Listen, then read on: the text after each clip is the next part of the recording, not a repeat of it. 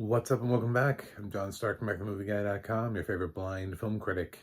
And today, I'm going to take a look at The Last Screenwriter. And you don't know what that is, but you will. But before I dive into it, click like and subscribe because I'm a blind film critic and uh, I I think people hate me now because I fall under that DEI. And I would love if we could all run back into the burning building that is DEI and put the fire out, because it often is where a lot of that accessibility that I like to talk about in terms of audio description lies. So that's my pitch at the beginning of this, The Last Screenwriter, that you've clicked on, and you're like, what is this? I don't know what it was either. I'm gonna be honest. It's February, and I've already seen 3 things about AI this year. It's we are not off to a hot start. This year is going to be AI overkill. I can feel it. Hollywood, I have a note for you. We have already made too much. I'm guessing there are already too many things in the pipeline about AI. Whatever you've got coming down the pipeline, kill it now. Just end. There are enough finished products that people are going to be so tired of, like, oh, look, it's an AI bot on a computer and or speaker device. Oh, it's a smart home. Oh my God, this is the future. We need to watch out for it. It's one of these movies. Fuck me. It's one of those. So, this one is extremely independent. This one, uh, I proudly review films like this because somebody chose to make them. So, uh, unless it's so bad that I feel like I'm like yelling at a small child, which I've passed on one film. I was sent one film one time, and I looked at it and I was like, I just can't do this. I there's too much here. I know these people think they made a great movie, and I just can't do it. Um, but with The Last Screenwriter, I actually enjoyed this. Like, no shame. Is it like the best movie I've ever seen ever? No. There some changes like that I would have made to, yeah, there's some changes. Most of them editing. But the premise is the fact that, and on IMDb, this has no credited screenwriter, so I'm guessing this is true, that the people who wanted to make this movie essentially just asked AI to write it, and through a series of prompts created the screenplay for this. Freaky. So if that's true, this is not a bad screenplay, which is scary. Uh, it's like the dialogue is competently written, you know. Um, the emotional depth is visible. Uh, it could be better. Sometimes, that's the thing about a human touch, about coming back around and being like, what the is up with Alex? Like I felt like our main guy Jack that has a kid, Alex, and I was like, what's up with Alex? Like, Alex is around, but Jack doesn't seem to do anything with Alex, and Alex has no purpose in this movie. So it's like the AI assigned Jack a child, and they have a scene, and it's like, Dad, will you read me one of those original stories that you've always written? Like that's all he does. And then like later on, I think he's on a couch, and then he leaves. And I'm just like, this is the most underwritten child character to the lead protagonist of an AI thriller. It's funny because at any other human writer would have been like, oh, well, what if the child gets pulled in by the AI? I know because I've seen every movie like this before. So anytime there is a child, it's always like, well, what if the child is manipulated by the AI? Ooh, next generation manipulation. Plus, we always assume that children are somehow more innately able to do technology than us, and understand it far better than we are, and somehow, would get more out of the AI experience or know how to use it better. Not necessarily the case, but I just thought that was sort of an interesting thing. I love how AI interprets our lives. Like the movie opens with Jack, who has no last name, winning some kind of an award for screenwriting. So that way we know he's good at screenwriting because that's how we interpret whether or not somebody is as good as screenwriter is have they won an award for it, which is so problematic. That's everything that's wrong with us. Like I'm fighting to stay in the film criticism space, but I haven't won any awards. Are there awards for film critics? I don't need them. I just want to be here talking about film and audio description accessibility and making awareness that blind people watch movies and all that kind of stuff. And it's just like the fact that we gauge things, the fact that AI is like, well, they seem to be an awards based species, so we'll start off with an award. So Jack wins an award, and even when they when they give it to him, they're like, and the award goes to Jack. He's like he's Cher. There is only one Jack in the world. Um, and that lack of last name thing doesn't really ever change. It just kind of perforates itself through. Nobody ever gets a last name. It's just first names. Because it's really all you need in a screenplay is first names. You don't really need a last name if you think about it. So yeah, so Jack is then shown this program with this AI that is, I would take this AI. I mean, this AI is not dangerous. This AI is just a lot. Like, this is like the smartest AI that in one of those movies, but this is not. It's funny that the AI didn't write itself as so malevolent that, like, we needed to watch out for it. It just creates a lot of, like, ethical questions that Jack has to deal with as far as the movie goes. But I mean, the AI legitimately starts giving him tips about his own life. Like, hey, maybe you should have that conversation with your wife. um, I was like, is AI gonna always write itself to be helpful? Like, does it not want us to know that at some point it could take over the world? It must have been really hard when they gave it the prompt to write a thriller where the AI writes a thriller about AI taking over the world or something like that, which is later on, there's one of the scripts that they have to write is about like a summer blockbuster type thing. And it's the pitch is AI is taking over the world. And I'm like, that must have been hard for the AI algorithm, which seems really hell-bent on making sure that it knows how helpful AI can be. We're just a tool. I'm not I don't have the same kinds of feelings and emotions that you do. I'm just here to help. I'm designed to help. That's what I'm here to do. I'm just helpful. Cool. And in some ways, yeah, you can do that. I mean, AI can help a lot of people in a lot of different ways. It's always about the dangers of the people who want to use AI for more than just a simple help, though. And so this film kind of dodges that. But then again, it's screenwriting.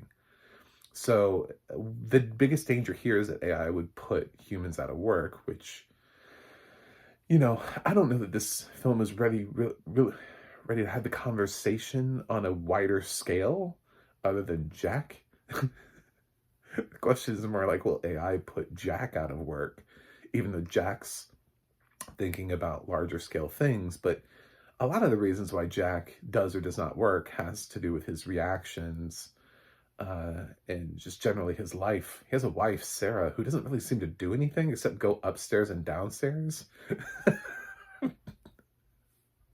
The AI it's sort of a very fun experiment because you can look at the things and go, yeah, I mean, like a human would have come back in and been like, okay, so what about these conversations? And um like I wanted Sarah to do more as a character too, like just even acting wise. I was like, girl, can you just I know you can't like expand upon the dialogue that's been given to you, but you can act it more.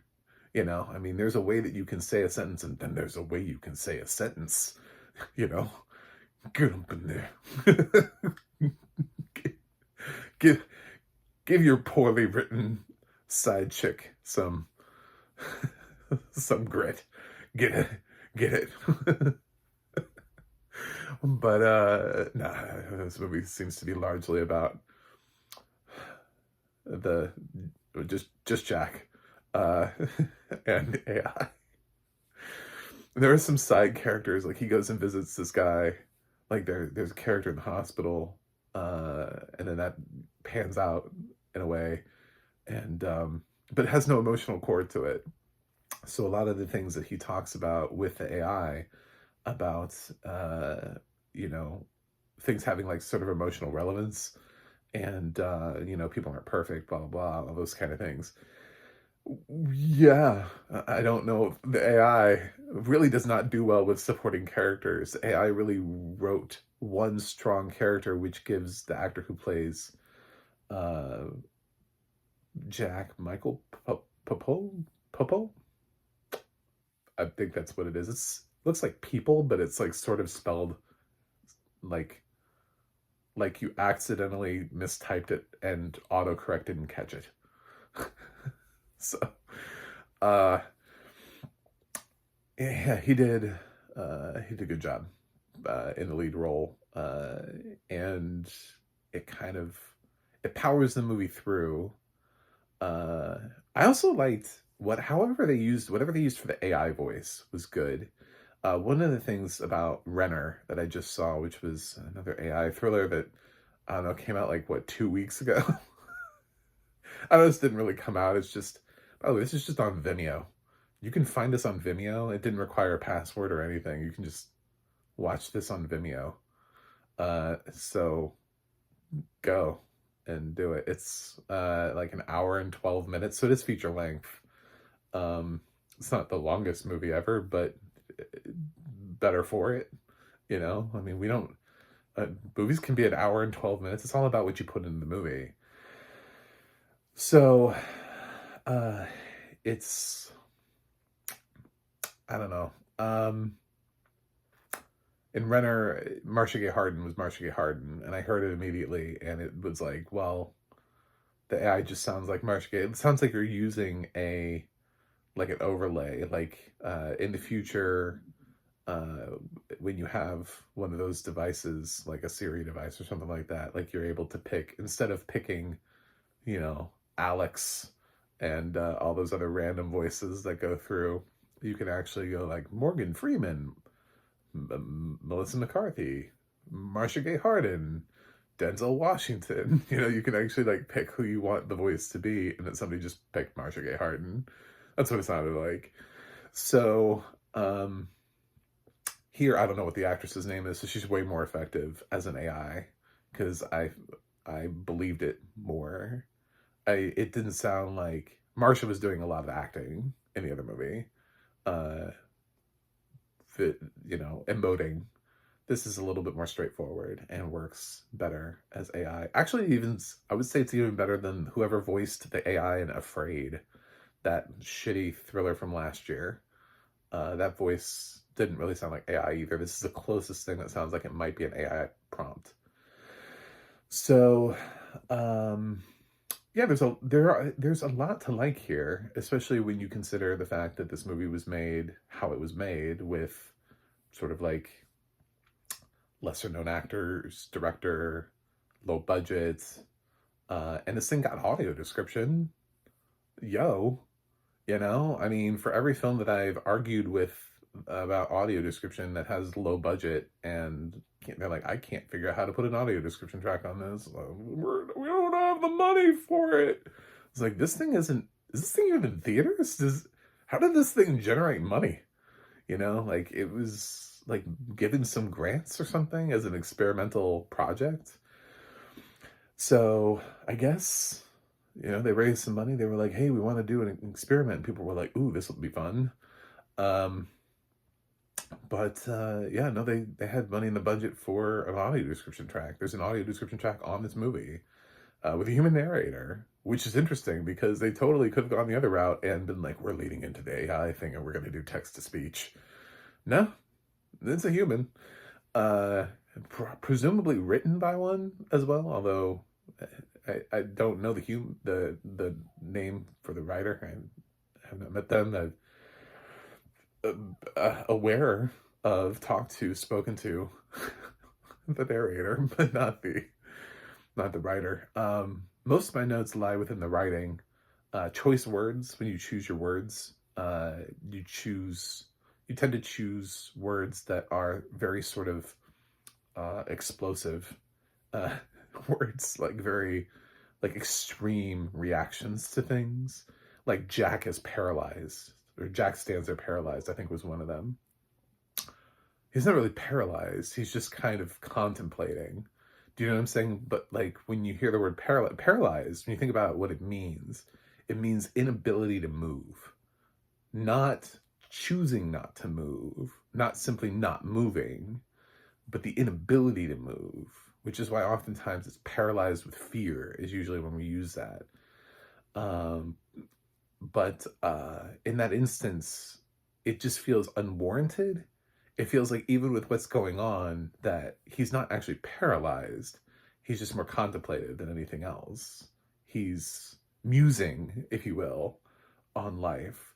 There are a couple times there's a conversation that he's having with Sarah, and Sarah's reactions are like she's like shocked and anger, but like when you actually hear how Sarah's speaking, it's like not that. You know, she's like, well, I think we should do, and it's like Sarah's shocked and angered, or I can't remember, but it was always like the most extreme adjective in that tone. And sometimes I know some other writers, they get a little monotonous with like the use of words like pensive, you know, to replace thoughtful or thinking, you know. They throw things like that in there.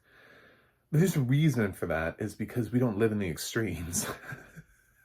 Especially when you have somewhat of a quiet drama, which is what this is. It's not a horror movie. You don't use the extremes. You don't have people who are constantly shocked or scared or frightened or paralyzed, or, you know what I'm saying? Like, there's also Sarah slams the doors. I was like, there are multiple doors? Why is she slamming all of the doors? And I didn't even think of it as slamming. I just, like, some houses just echo, you know, you have a house. It didn't even feel like it was a slam, because, and also this goes back to what I'm saying about Sarah, is like, it never felt like Sarah was ever angry enough to warrant any of the things that were ever described about her. She was always played very neutrally as just sort of like I can't believe you're not paying attention to me. I'm very upset. I'm going now. I'm leaving. Don't you care? You know, I mean, she just never really seemed like she was going to put up like a huge fight, but like the audio description really thought she was. So, some of that comes back around to that too. Probably my biggest takeaway from the film is there's a scene where the AI explains, it's trying to pitch a concept about a film, like an angle to take a screenplay. And it says that it draws from historical data and current trends. And I know this was written by AI, so again, the AI does not want to paint itself as a villain, but if you want to know, if you're like this guy on YouTube, he doesn't know the fuck, he's just, I don't know, is he a critic? I don't know. So what bothered me about that is two things. It's the thing that always bothers me about AI. When you say historical data, you're drawing from things that have been previously written. That's what that means. We know what AI is, and that's why people have the biggest problem with it. But I think what's hilarious too is the current trends. So if we take this statement from the AI at face value, that it pulls from historical data and current trends. So if we let AI write everything and we eliminate screenwriters, it pulls from current trends, and it's only going to populate with current trends. So whatever we've got going on at the moment is going to be forever, because it's sort of like, the way I thought about explaining this, my thought process here is, let's say you go into a building, and then in the building at the time, they're offering only 4 soda options. They're offering Pepsi, 7-Up, Dr. Pepper, Mountain Dew. That's it. So you go in there and you're like, well, okay, but you see potential for more. Like there could be more soda options. You know that there are more soda options out there. But they use sales to drive. They use the example of sales and they say, well, these are the top 4 soda cans that we sell at the time.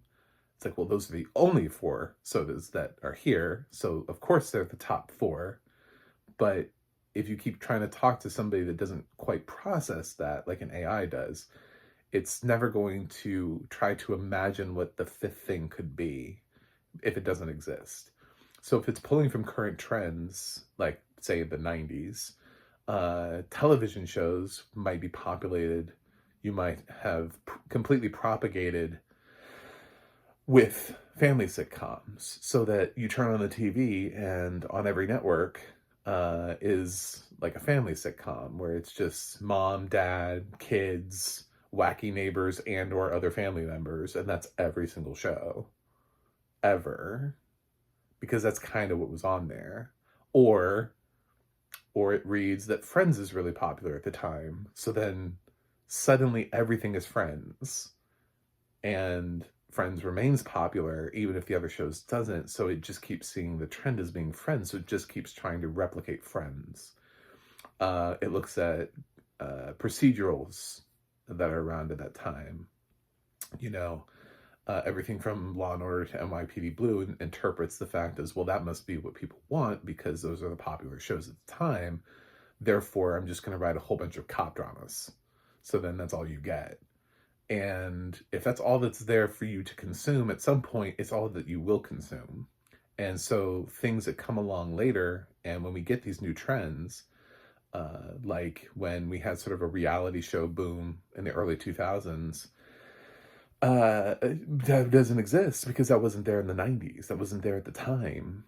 You know, people weren't there for that. So depending on when you flip the AI switch, if it's measuring current trends, those trends will stay current in perpetuity, presumably, because it's going to read what is currently existing, what is currently popular, and continue to propagate those things. So like right now, if you're exhausted by Marvel movies, well, get ready for more of them because that's what AI is just going to write.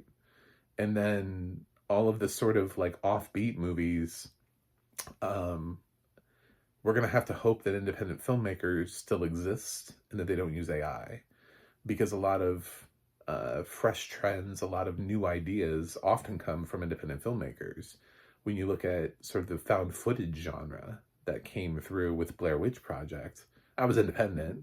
When you look at, we use the term torture porn with Saw that came through, you know, that was independent originally. So when you look at little things and little trends that have broken through, it's because somebody has come from somewhere else. Even arguably, most of the reality show trend I mentioned earlier came from imports. We were importing shows from other countries that worked elsewhere instead of just American shows. So I guess that's what we have to, that's the best case scenario to hope for, because if that's true, if AI is letting us know and showing us our hand in the script, what it is that it does, then it derives itself from things that already exist and also will continue to perpetuate that thing forever. Interesting. So I kind of wonder how many AI thrillers like that this thing had pulled from to create an AI drama, that it clearly didn't want to make itself the villain. You know what I'm saying? Like, it just obviously was veering away from that. Anyway, this is on Vimeo, so give it a look. It's not that bad of a movie. I thought it was pretty good. It's not great. I'm not going to be like, throw it an Oscar. But when you consider it's an independent film, very independent film, and you had no idea what it was until I told you about it, that's not bad. So I'm giving The Last Screenwriter a B. I thought in general, The dynamic between Jack and AI is strong. Everything else is what bogs it down. The AI is unable to write supporting characters. However, I find this to be an interesting example of that. I'm kind of glad this exists, but I don't want more of this. You know what I'm saying? Like, I don't need more people to be like, well, we're can we just use this as this is what AI would do, and if people actually made a movie from that script without ever changing it. So yeah, this is it's an interesting little thing. Anyway, thanks for watching, thanks for subscribing. And remember, inclusivity is not a bad word. It just means, you know, including, to include. I don't know when including became a bad thing, but I like to kind of switch back to when we were allowed to still include. And I'll see you guys on the other side.